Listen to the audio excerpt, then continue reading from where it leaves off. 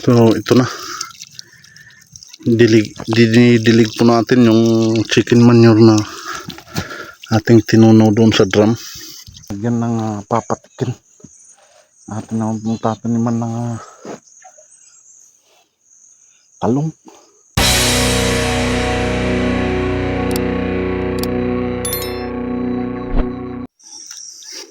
Good morning. Good morning po mga ka-farming. Shout out po sa lahat. Shout out to all my subscriber. Napa-English pa eh. Shout out po sa inyong lahat. At nandito naman po tayo sa ating bukid trabaho na naman po. So ito yung ating ginawa, ay aking pong nilagay dito yung drum po natin na may chicken manure para po dito natin pahigop at papunta po dyan sa ating taniman. Kaya diretso na rin po nating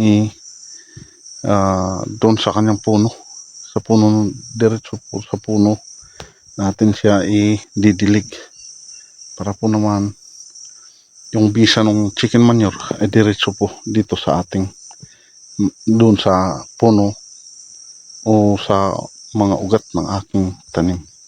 So ayan, atin lang pong pupunuin yan para po hanggang mapuno rito ay kasi naman po siguro dyan. So ayan, antayin lang po natin na mapuno. Dito ay linis muna tayo.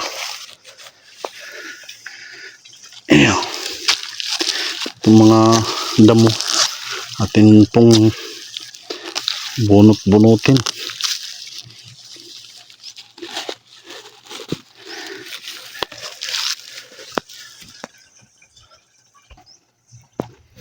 So ayan, ito po ay may tanim na pipino. Ayan, ito kaya ating bubunutin muna yung mga damo.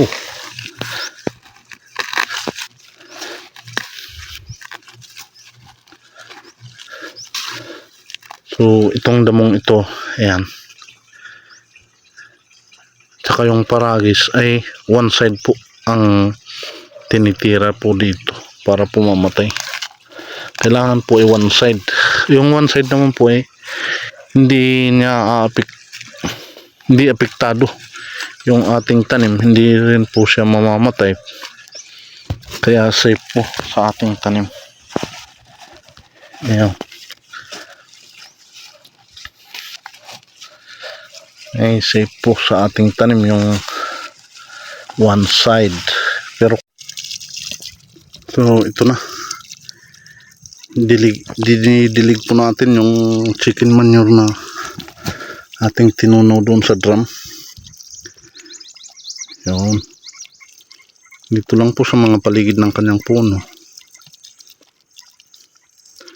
At andyan naman po yung mga ugat na sisip-sip.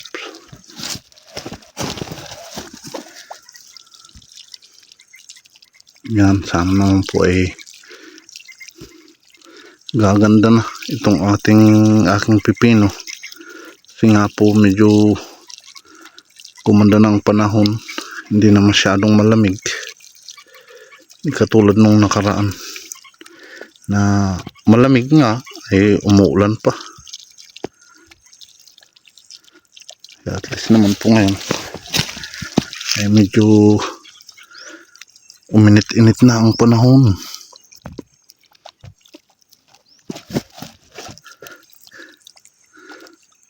Yan, para po naman makapag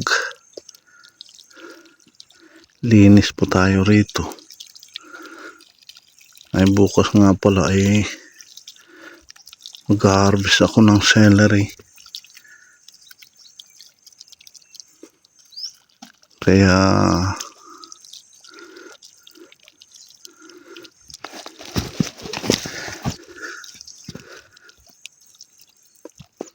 Yun lang po. Kung maliit lang po kasi itong hose natin, kaya medyo matatagalan po tayo rito. Ayun. Ito na nga, madamo pa. Kailangan din nating linisin yung kanyang mga punuan. Daming damo. Ay, daming damo.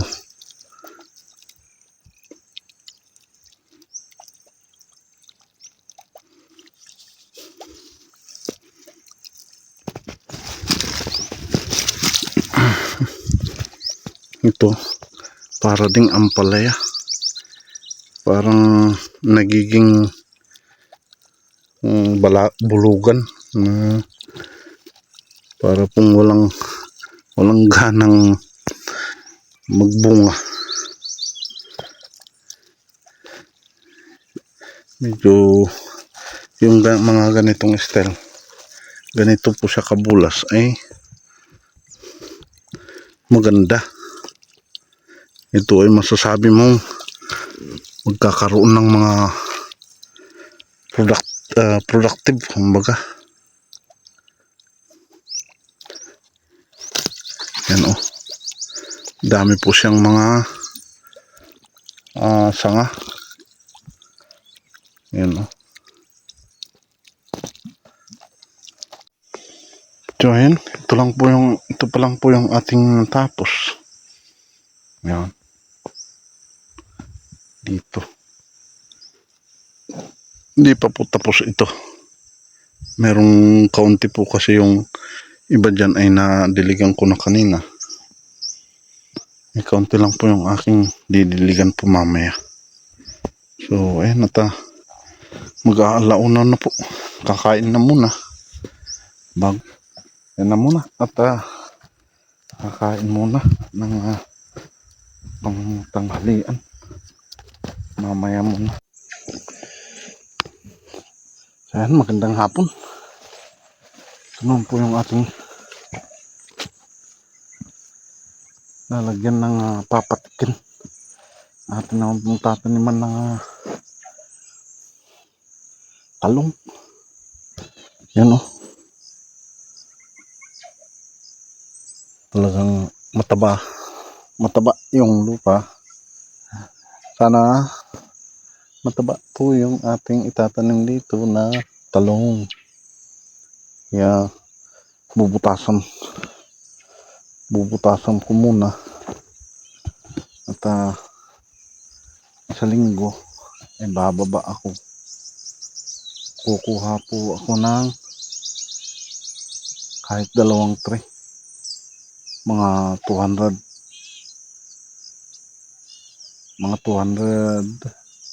mahigit 250 na puno. Kung kukulangin ito kasi medyo baka yung isang tray baka isa't kalahating tray po ito. Kakayanin po nito.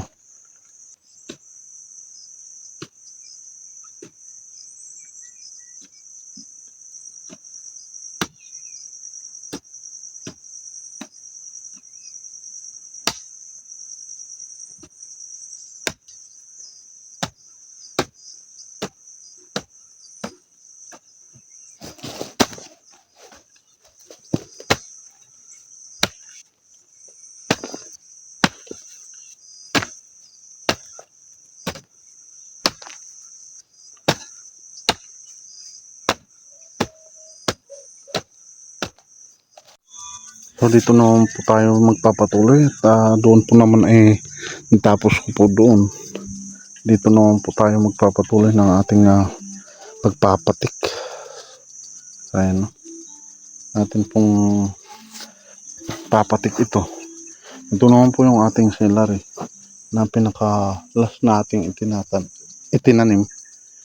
Ayan, siguradong pang summer na po ito maaaani. So ayan, at dito muna ako magpapatik ng taniman ng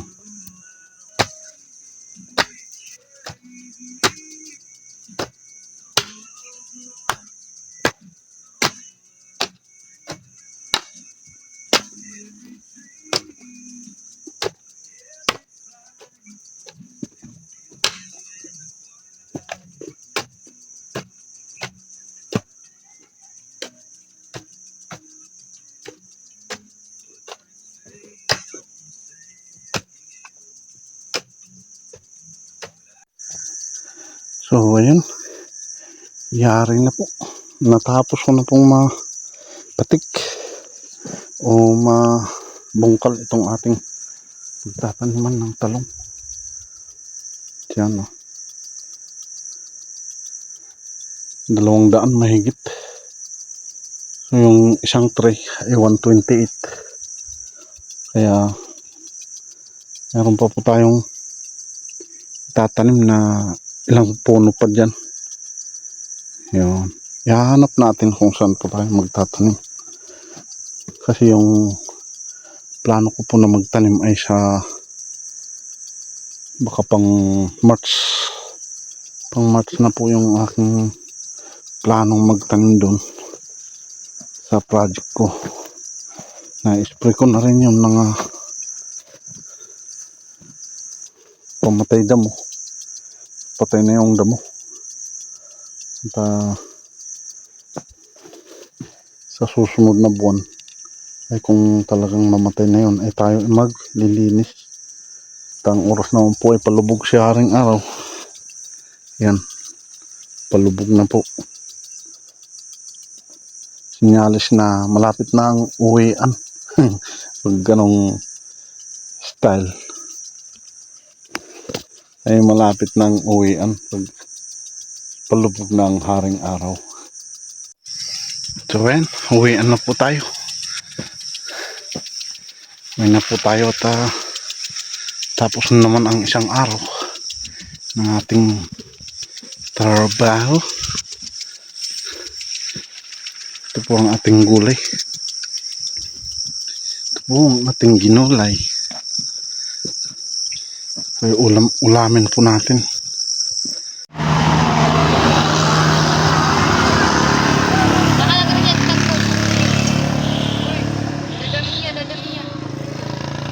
Timat may sa akin tugot na dyan kape na dito eh. Ilaan na kanandan nakot. Ngalabang. Kalaya, lakot ang kalaya. Dayjans. Mabalan dito ti Maisa? Na? Mabalan dito ti Maisa? Ha? Na? Ngaw nga tantan. Tantan. Sumat-mat lang.